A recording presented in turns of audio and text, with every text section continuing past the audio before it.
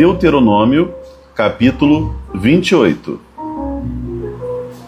Se vocês obedecerem fielmente ao Senhor, o seu Deus, e seguirem cuidadosamente todos os seus mandamentos que hoje dou a vocês, o Senhor, o seu Deus, os porá acima de todas as nações da terra. Todas estas bênçãos virão sobre vocês e os acompanharão se obedecerem ao Senhor, o seu Deus. Vocês serão abençoados na cidade e serão abençoados no campo.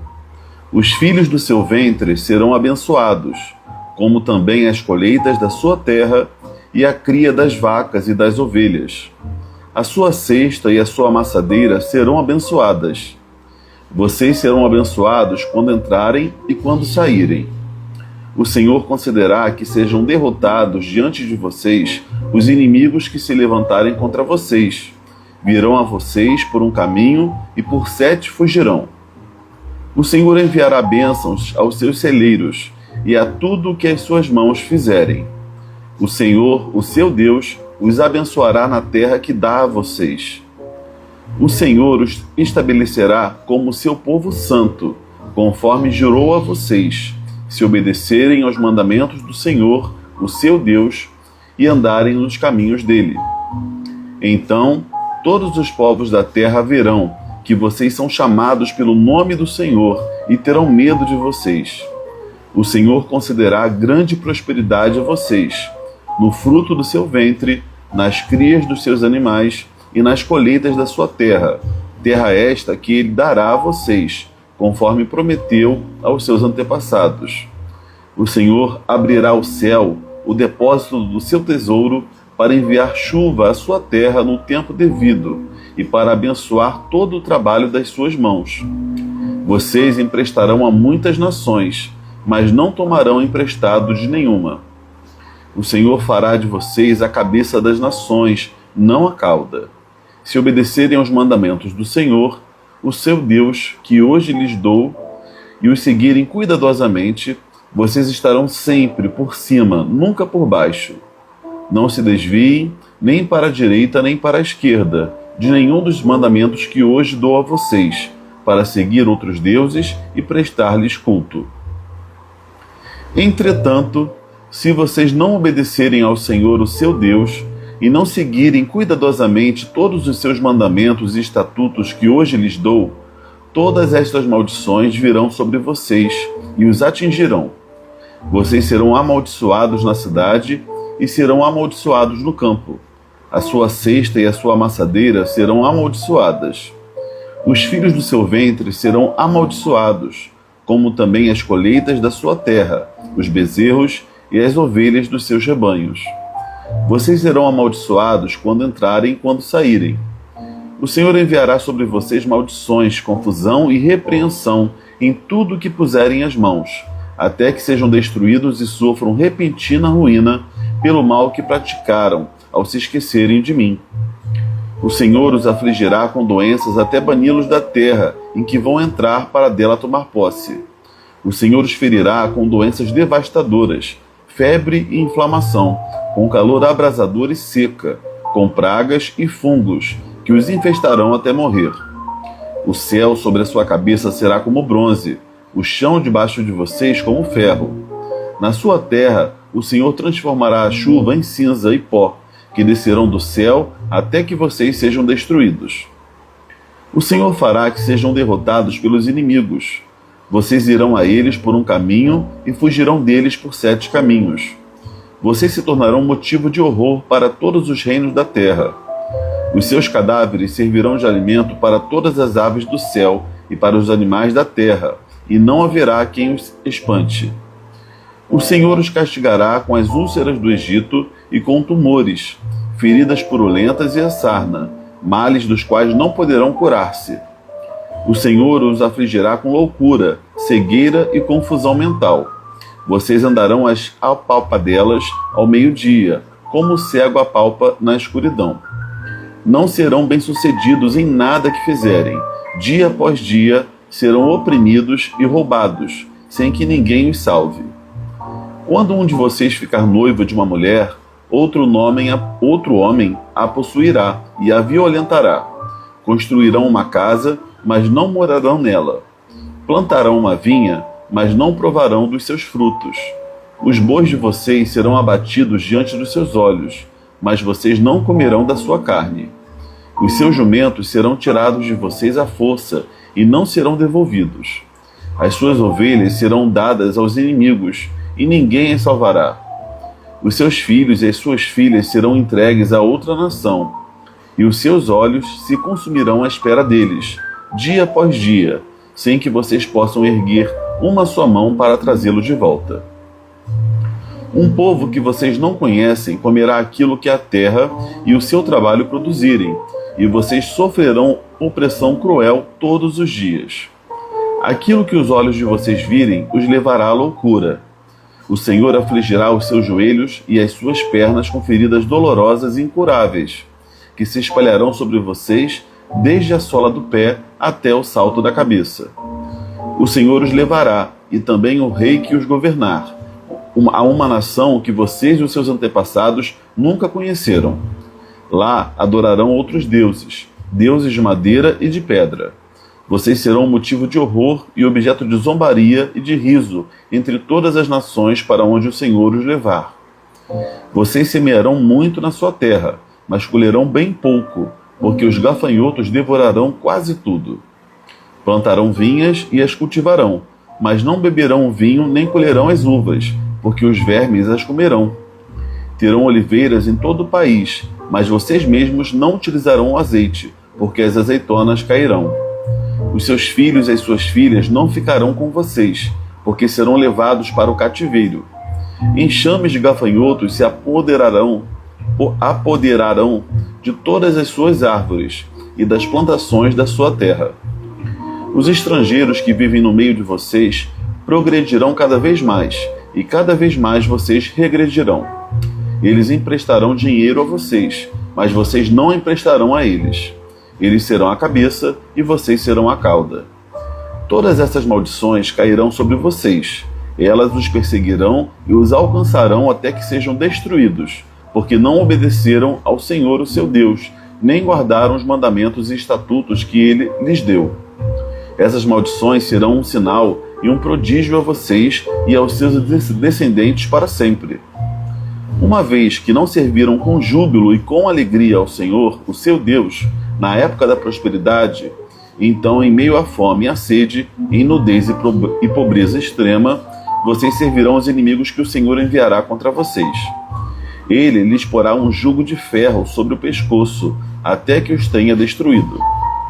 O Senhor trará de um lugar longínquo, dos confins da terra, uma nação que virá contra vocês como a águia em mergulho, nação cujo idioma não compreenderão, nação de aparência feroz, sem respeito pelos idosos, nem piedade para com os moços.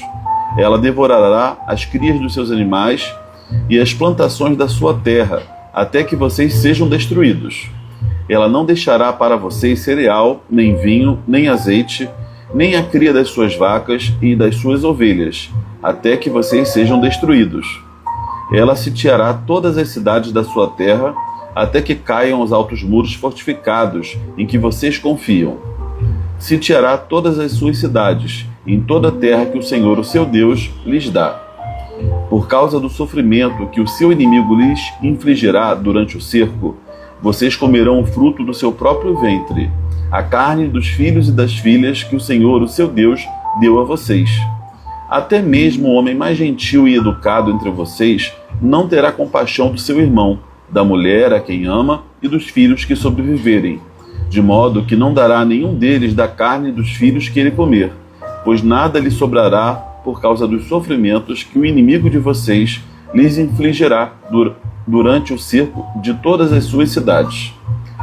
A mulher mais gentil e delicada entre vocês, tão delicada e gentil que não ousaria encostar no chão a sola do pé, será mesquinha com o marido a quem ama e com o filho e a filha, não dando a eles a placenta do ventre, nem os filhos que gerar. De fato, em extrema necessidade, ela os comerá secretamente por causa da angústia que o inimigo de vocês infligirá nas suas cidades durante o cerco. Se vocês não seguirem fielmente todas as palavras desta lei, escritas neste livro, e não temerem este nome glorioso e terrível, o Senhor, o seu Deus, ele enviará pestes terríveis sobre vocês e sobre os seus descendentes, desgraças horríveis e prolongadas, doenças graves e persistentes. Ele trará sobre vocês todas as temíveis doenças do Egito, e vocês as contrairão. O Senhor também fará vir sobre vocês todo tipo de enfermidade e desgraça não registradas neste livro da lei, até que sejam destruídos. Vocês, que no passado foram tantos quanto as estrelas do céu, ficarão reduzidos a um pequeno número, porque não obedeceram ao Senhor, o seu Deus. Assim, como foi agradável ao Senhor fazê-los prosperar e aumentar em número, assim também lhe será agradável arruiná-los e destruí-los. Vocês serão desarraigados da terra em que vão entrar para dela tomar posse. Então o Senhor os espalhará pelas nações, de um lado a outro da terra.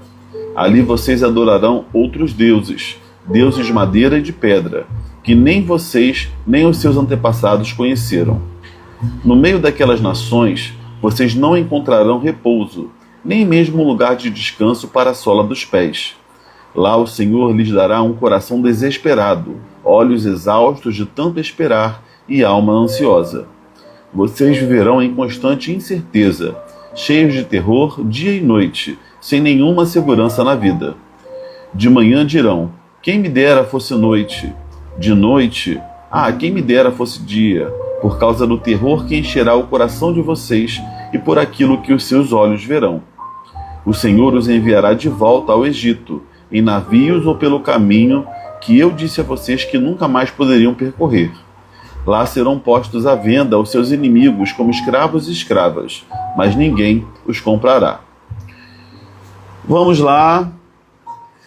Boa noite, Sonilda. Boa noite, Cláudia. Boa noite, Érica. Boa noite. Mais alguém que já tenha passado aqui, não deu para ler. Vamos lá, vamos comentar esse capítulo extenso, né? E um capítulo tão pesado, né? Tantas maldições, tantas coisas ruins aqui. E já começo dizendo, gente, que isso daqui eu estou apenas lendo o texto. A gente está aqui num estudo do texto, tá? Não desejo nada disso para vocês, nada disso virá sobre a vida de vocês, em nome de Jesus. Isso daqui é algo específico para os israelitas, né? Na verdade, uma advertência, né? Um chamado. Nada disso aconteceu ainda, né? Deus não estava efetivamente amaldiçoando, mas estava falando: olha, se vocês não me obedecerem, essas coisas acontecerão. E por que Deus fala de maneira tão dura, tão difícil com eles? A gente vai ver isso aqui, tá bom? Mas é bom a gente colocar aqui. Bem, esse capítulo ele fala sobre bênçãos e maldições. Eles estavam aqui prestes a entrar na Terra Prometida, se estabelecerem de fato como nação, agora com um território. Eles conquistariam ali os territórios que o Senhor estava dando a eles, daria vitória sobre as nações que estavam habitando aquela região, e eles tinham que se manter fiéis a Deus, a fim de que, depois de ganharem a bênção, não se afastarem dele, né? E a gente sabe que estar perto de Deus, que é a própria vida, o próprio amor, a própria justiça, né? Um Deus perfeitamente bom e santo, embora seja um Deus que se ira contra a maldade, e toda a ira de Deus contra a maldade é uma ira santa, é uma ira justa, né? A gente às vezes confunde, acha que o amor, ele nunca pode comportar a ira. A gente acha que o amor nunca pode comportar a justiça e o castigo em nome da justiça. Mas pode, porque na verdade um amor que tolera o mal, né, uma bondade que é conivente com o erro, não é bondade pura, não é amor puro, né? Quando a gente ama, a gente disciplina. Quando a gente é bom, a gente se indigna e luta contra o mal. Então Deus, sendo um Deus perfeitamente bom, santo, justo, é natural que diante de toda a maldade, da menor até a maior, Deus dê uma justa retribuição. É lógico que não fosse a sua graça, a sua maneira dele mesmo pagar pelos nossos pecados, nenhum de nós se salvaria, porque todos pecamos, né? Paulo vai falar sobre isso. em Romanos 3:23. Todos pecaram e carecem da glória de Deus. Isso todos, assim, depois de Cristo, antes de Cristo. Então, na verdade, é pura graça de Deus, no sentido de adiar a condenação de uma humanidade que se perdeu, que caiu em desgraça, né? Caiu da graça. E é uma misericórdia dele não punir de uma vez, e também é uma bondade e misericórdia dele de ter sofrido na pele o preço para que muitos fossem salvos. Então a gente entende isso. Agora, Deus, sendo perfeitamente bom e santo, é natural, é uma questão filosófica e lógica. Ele precisa fazer algo a respeito. Ele não pode simplesmente, deixa para lá, não, tudo bem. Se ele fizesse isso, ele não seria santo. Essa é a verdade. Tá? Agora, onde está a bondade de Deus? Está nisso, está na misericórdia, está em não punir de uma vez só, dá tempo, né, e tempo para que muitos sejam salvos. Essa é a benevolência do Senhor. Mas aqueles que continuarem nos seus caminhos errados, continuarem no erro, continuarem rejeitando o doador da vida, eles vão naturalmente colher as consequências disso. Porque só no Senhor há vida, fora dele não há. Quando Deus separar o joio do trigo, quando Deus colocar termo a essa fase, né, da história humana, aqueles que estiverem do lado dele estarão para sempre do lado dele, aqueles que não estiverem não estarão. Então só estou dando essa introdução aqui, falando de uma maneira geral, para que a gente entenda que um Deus bom e um Deus santo também é um Deus que se ira contra o pecado, né? E por isso que pecadores serão de forma negativa recompensados por sua maldade, tá? E nós, ao reconhecermos isso, nos enchemos de gratidão, porque a gente só dá valor à graça e ao que Jesus fez na cruz morrendo por nós quando nós reconhecemos o estado espiritual em que estávamos enquanto humanidade caída. Quando nós reconhecemos que somos pecadores e que não merecemos nada da parte de Deus, nada da parte de Deus, aí é que a gente dá valor à graça, tá? Agora, a gente que conhece a graça, a gente que vê o que Jesus fez por nós, a gente não precisa ter medo, a gente não precisa viver debaixo de pavor. A gente sabe que a graça dele é suficiente para nos levar até o fim. O sacrifício de Jesus na cruz, ele foi suficiente para nos levar até o final, até sermos plenamente aperfeiçoados e não mais sujeitos ao poder, à influência do pecado, né? Não somos mais condenados pelo pecado e não estaremos mais sob a influência do pecado no momento em que formos glorificados. E há uma promessa de Deus de que aquele que começou a boa obra em nossas vidas vai completá-la até o dia de Cristo Jesus. Ok? Essa introdução foi importante para acalmar o coração de vocês depois dessa leitura aí de Deuteronômio 28, que é uma leitura densa, pesada. Mas vamos comentar aqui algumas coisinhas. Esse capítulo ele vai refletir sobre os efeitos, né, as consequências da obediência e da desobediência. A gente já vem falando sobre isso aqui, mas sempre que obedecemos a Deus, colhemos bênçãos, colhemos frutos bons. Estamos plantando espiritualmente num terreno que produz vida e vamos colher vida. Mas aqueles que plantam desobediência vão colher também, né, morte, porque não tem como vir outra coisa da desobediência. Aqui, nesse capítulo, a gente vai ver que são listados muito mais maldições para aqueles que desobedecerem do que bênçãos. Por que é listado muito mais maldições? Provavelmente porque Moisés, que deu esse discurso aqui para os israelitas, como líder também, como alguém que conhecia bem o povo, estava vendo que eles estavam indo por um caminho difícil, que eles eram um povo difícil, um povo que facilmente se afastava, se perdia, desobedecia a Deus. Então ele vê uma necessidade de dar uma ênfase maior às penalidades pela desobediência, para quem sabe eles possam temer a Deus, né, refletir se realmente vale a pena desobedecer. Além disso, a gente sabe, a gente percebe quando a gente conhece um pouquinho da Bíblia e lê esse capítulo, a gente vê que esse capítulo ele não é totalmente só da parte de Moisés. E Moisés deu esse discurso aqui inspirado por Deus, lógico, mas é mais do que uma advertência, é mais do que um conselho, e mais do que digamos assim, Deus falando, olha, eu vou te castigar se você não me obedecer. É mais do que isso. Na verdade, é um discurso profético, porque muitas coisas que são relatadas aqui se cumpriram na história de Israel. É como se, e assim, são colocadas de maneira muito específica, né? O exílio é colocado aqui, que eles teriam um rei é colocado aqui, né? Então, assim, isso não tinha acontecido ainda, mas a questão de mães, pais comerem os próprios filhos, isso aconteceria ainda, né? Nações que eles não conheciam, tomarem eles, cuja língua eles não conheciam, também isso se cumpriu num determinado momento da história. Então é um discurso que tem um caráter profético também, por isso que há essa ênfase tão grande, né? Porque Deus já estava olhando lá na frente, falando, olha, pode falar isso para eles aí, para que eles não depois me culpem de não ter avisado. Eu avisei, né? Porque infelizmente essas coisas viriam a acontecer. E quais são as bênçãos relatadas nesse capítulo? Bem, tem bênçãos acerca da posição elevada que eles teriam em relação a outras nações. Diz que as bênçãos viriam sobre todas as classes e grupos sociais. Bênçãos relativas à fertilidade, tanto das pessoas quanto dos rebanhos, dos animais. Tinham bênçãos relacionadas ao trabalho, à prosperidade material, né? Eles ficariam ricos.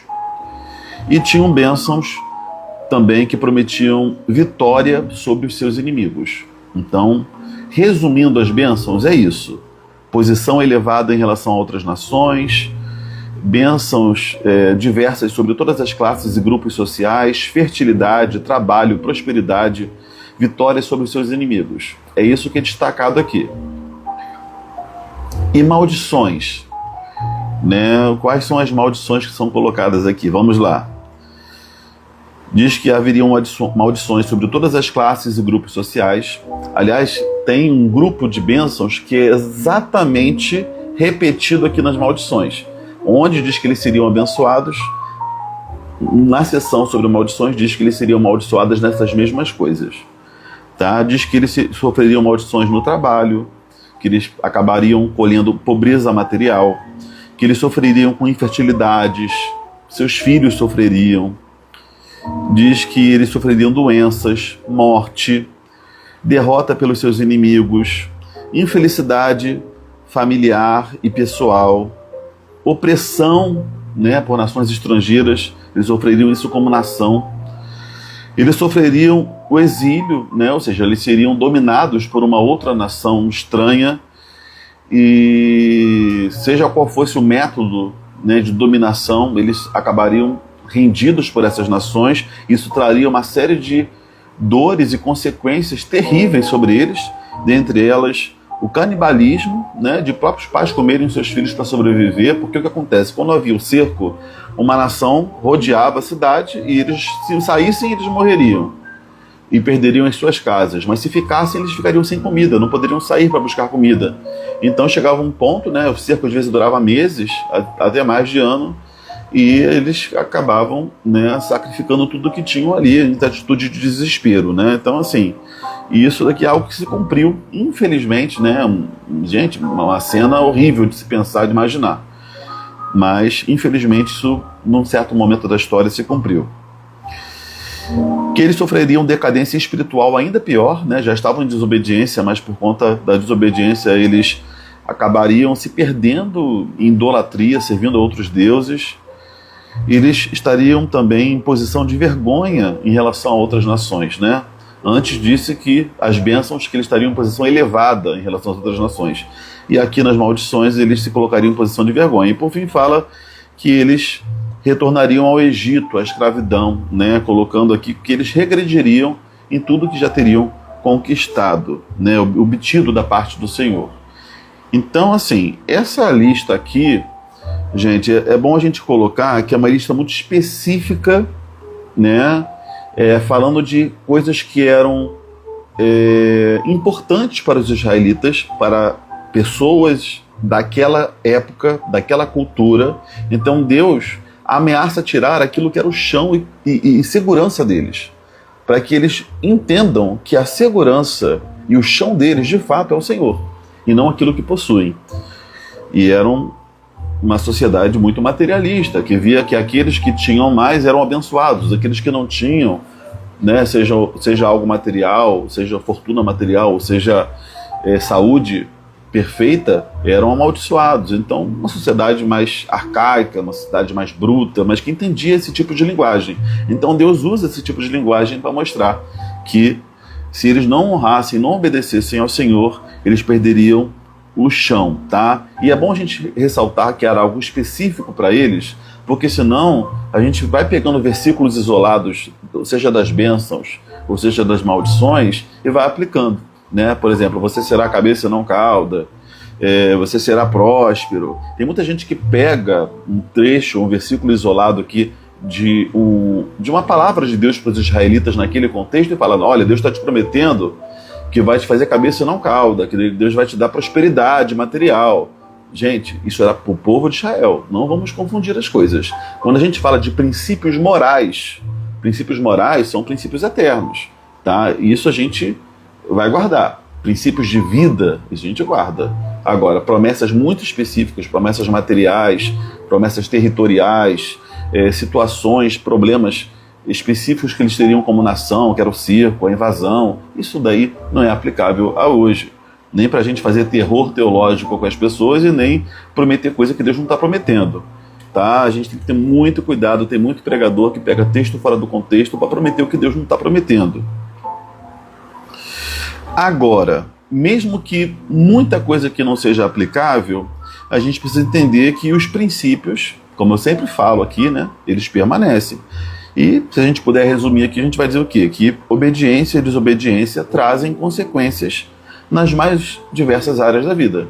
Então isso é o que fica pra gente, né? Quais vão ser as consequências da obediência e quais vão ser as consequências da desobediência? Nem sempre a gente vai poder afirmar biblicamente aplicado à nossa vida hoje, mas a gente crê que, por questão de princípio, né, de quem Deus é, a obediência traz bênçãos, a desobediência traz problemas, de forma geral. E às vezes não se trata de uma bênção material. Deus vai te abençoar de uma outra forma, que não materialmente. E esse é o problema, por exemplo, da teologia da prosperidade, que fala que se você for fiel a Deus, Deus vai multiplicar e vai te dar 100 vezes mais daquilo que você ofertou na igreja. E não há esse tipo de promessa específica que a gente possa trazer para hoje, né? Então, às vezes, a gente tem que realmente estudar o texto para não falar besteira, não acreditar em tudo que a gente ouve. Há bênçãos que vamos escolher? Com certeza, vamos escolher bênçãos da obediência. Agora, quais? Vai variar de pessoa para pessoa, do propósito que Deus tem para uma pessoa, para outra pessoa, mas vamos escolher bênçãos.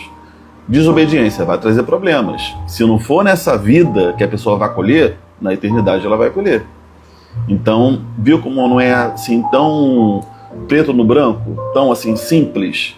Naquela época Deus fazia dessa maneira, bem assim didática, para eles entenderem, para as nações estrangeiras também entenderem e enxergarem um Deus. Mas hoje, tendo em vista tudo que a gente já conhece da palavra, tudo que a gente já desenvolveu enquanto pensamento humano, a gente não vai assim, aplicar de qualquer maneira, até porque Deus disse isso para eles, não para a gente, e a gente vai compreendendo todas as escrituras, vai entender que aquilo foi algo para eles. Agora, para nós, tem bênçãos que são prometidas, específicas? Tem algumas. Por exemplo, diz que nós que somos do Senhor fomos abençoados em Cristo com toda sorte de bênçãos espirituais. Ou seja, aqueles que, Paulo que disse isso, então aqueles que estão em Cristo já foram abençoados com toda sorte de bênçãos espirituais, né? Então é bom colocar isso. Então isso a gente tem garantido, né? Então é importante a gente distinguir.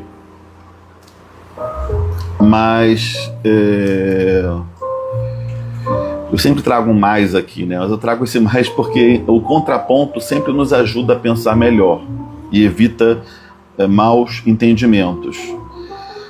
Mas, assim, de uma maneira geral, até para coisas comuns da vida, a gente colhe aquilo que planta. Então, se você planta trabalho, de uma forma geral, você vai colher prosperidade material.